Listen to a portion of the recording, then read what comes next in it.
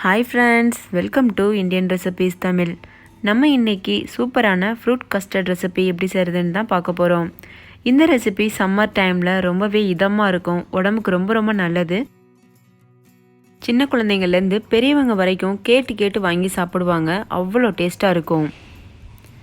So கண்டிப்பாக நீங்களும் try பண்ணி பாருங்கள் ஃப்ரெண்ட்ஸ். இப்போ வாங்க இந்த ரெசிபி எப்படி செய்கிறதுன்னு வீடியோக்குள்ளே போய் பார்க்கலாம். வீடியோக்குள்ளே போகிறதுக்கு முன்னாடி இன்றைக்கான 2 பெஸ்ட் கமெண்ட்ஸ் பார்த்துடலாம். ஃபஸ்ட்டு கமெண்ட் நம்ம ரவா புட்டிங் அப்லோட் பண்ணியிருந்தோம்ல, அதில் கோகுல் அப்படின்ற பிரதர் வந்து எழுதியிருக்காங்க. சூப்பர்க்கா, நான் நல்லா செஞ்சேன், சூப்பராக இருந்துச்சு. தேங்க்ஸ்க்கா பை கோகுல் யுவர் பிரதர் அப்படின்னு எழுதியிருக்கீங்க.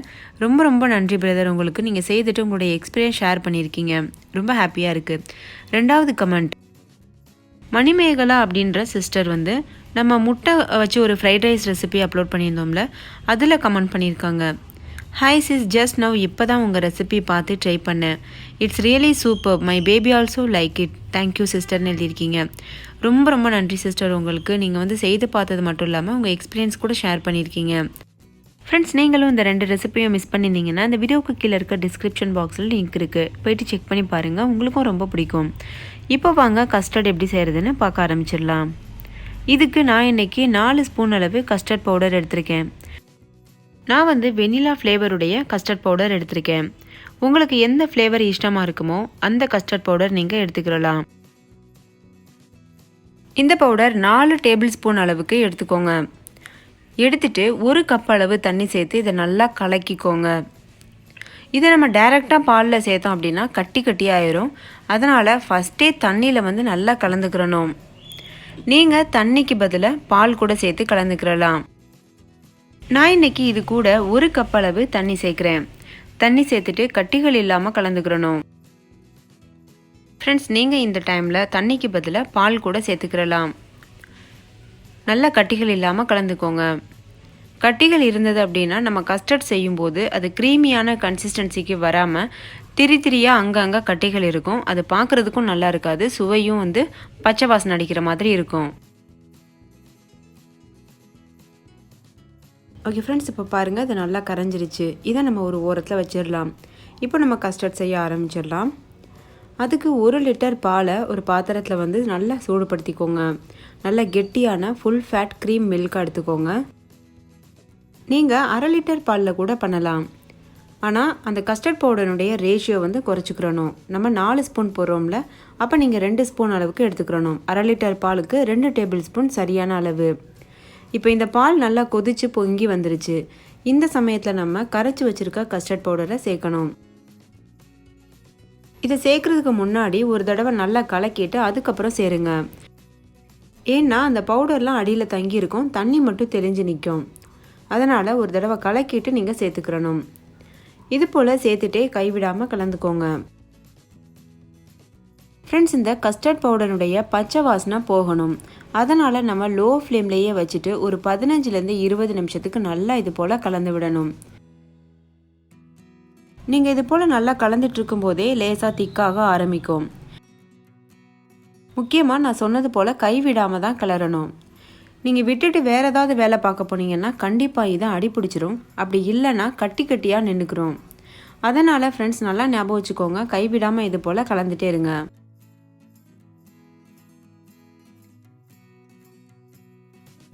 நல்லா கலந்ததுக்கு அப்புறமா 1 டேபிள் ஸ்பூன் அளவுக்கு நான் முந்திரியும் பாதாமும் நறுக்கிட்டு அதை சேர்த்துருக்கேன்.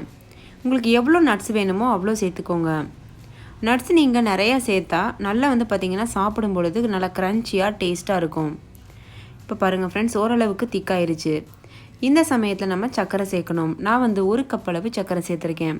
உங்களுடைய சுவைக்கேற்ப இன்னும் தேவைன்னா நீங்கள் டேஸ்ட்டு பார்த்துட்டு சேர்த்துக்கோங்க. இப்போ மறுபடிக்கும் ஒரு 10 நிமிஷம் நல்லா இது போல் கலந்து விடுங்க. நல்ல ஒரு க்ரீமியான கன்சிஸ்டன்சி வரும் பொழுது நம்ம ஆஃப் பண்ணணும். நான் எப்போ அந்த க்ரீமியான கன்சிஸ்டன்சி வருதுன்னு காமிக்கிறேன். சர்க்கரை டேஸ்ட்டு பார்த்துட்டு பத்தலை அப்படின்னா இன்னும் ஒரு 1/4 கப் கூட சேர்த்து மறுபடிக்கும் கலந்துட்டு டேஸ்ட்டு பாருங்கள். கரெக்டாக இருந்ததுன்னா விட்டுருங்க, அப்படி இல்லைன்னா இன்னும் கொஞ்சம் கூட சேர்த்துக்கிறலாம். ஒருத்தருடைய சுவை வந்து மாறுபடும். ஸோ நிறைய தேவைன்னா நிறையா சேர்த்துக்கோங்க சர்க்கரை, அப்படி இல்லைன்னா குறைவாக சேர்த்துக்கோங்க. இந்த ரெசிபி நாட்டு சர்க்கரையில் பண்ண முடியுமா அப்படின்னு கேட்டிங்கன்னா நாட்டு சர்க்கரையில் செய்தோம் அப்படின்னா பாலில் செய்கிற ரெசிபி திரிஞ்சு போயிடும். அதனால் நாட்டு சர்க்கரை நான் இன்றைக்கி சேர்க்கலை. இப்போ அந்த சர்க்கரை கரையிறது வரைக்கும் நல்லா கலந்து விட்டுக்கோங்க. இப்போ நீங்கள் பார்க்கும்போது உங்களுக்கே தெரியும் நல்ல ஒரு க்ரீமியான கன்சிஸ்டன்சிக்கு வந்திருக்கு. ஆனால் இது பத்தாது, இன்னும் கொஞ்சம் கெட்டியாகணும். அதனால் நம்ம கைவிடாமல் இன்னும் ஒரு 5 நிமிஷத்துக்கு கலந்து விடணும்.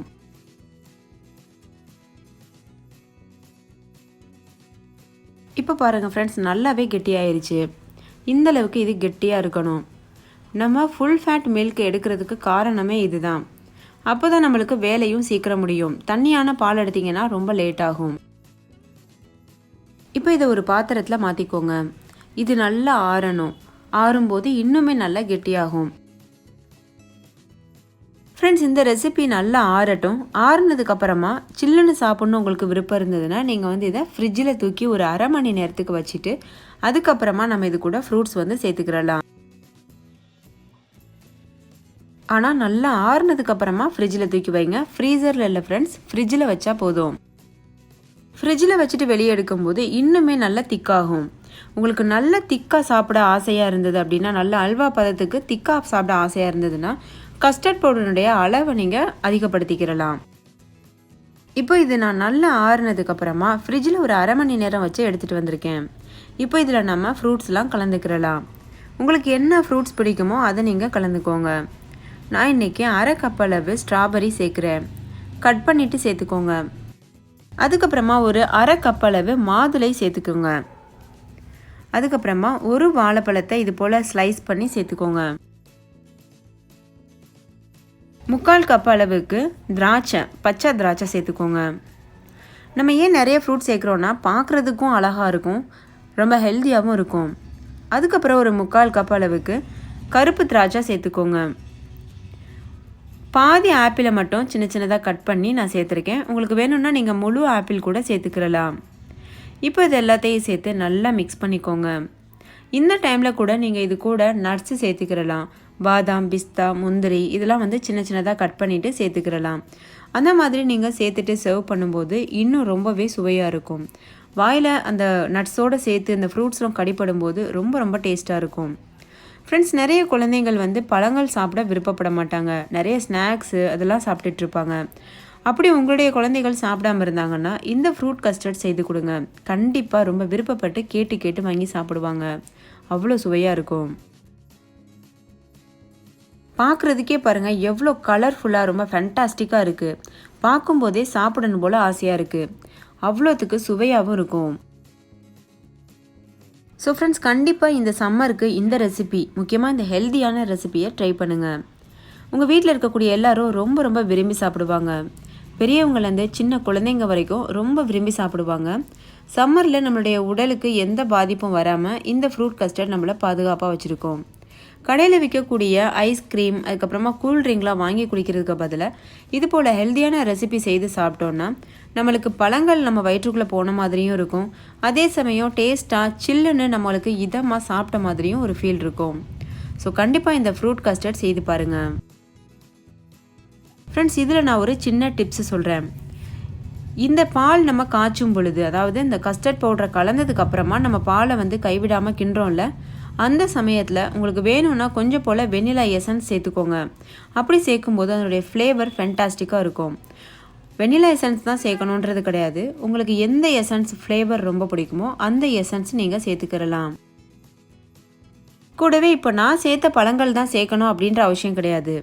உங்களுக்கு எந்தெந்த பழங்கள் ரொம்ப விருப்பமாக இருக்கோ அந்த எல்லா பழங்களும் சேர்த்துக்கிறலாம்.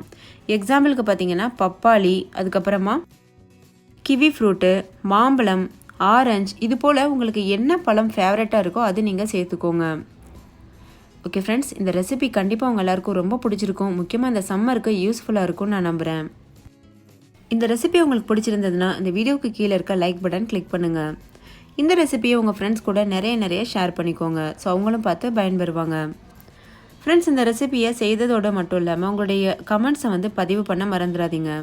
உங்கள் கமெண்ட்ஸ்க்காக நான் வெயிட் பண்ணிகிட்ருப்பேன். ஓகே ஃப்ரெண்ட்ஸ், இன்னொரு சூப்பரான ரெசிபியோடு நான் உங்களை சந்திக்கிறேன். அதுக்கு முன்னாடி நம்ம சேனல் இந்தியன் ரெசிபீஸ் தமிழை சப்ஸ்கிரைப் செய்யாத நண்பர்கள் சப்ஸ்கிரைப் செய்துக்கோங்க. கூடவே இருக்க பெல் சிம்லையும் கிளிக் பண்ணுங்கள். அதுக்கு பக்கத்துலேயே ஆல்னு ஒரு சிம்பிள் இருக்கும், அதையும் கிளிக் பண்ணுங்கள். ஸோ நான் அப்லோட் பண்ணுற வீடியோஸ் உங்களுக்கு ஃபஸ்ட்டு வந்து சேரும்.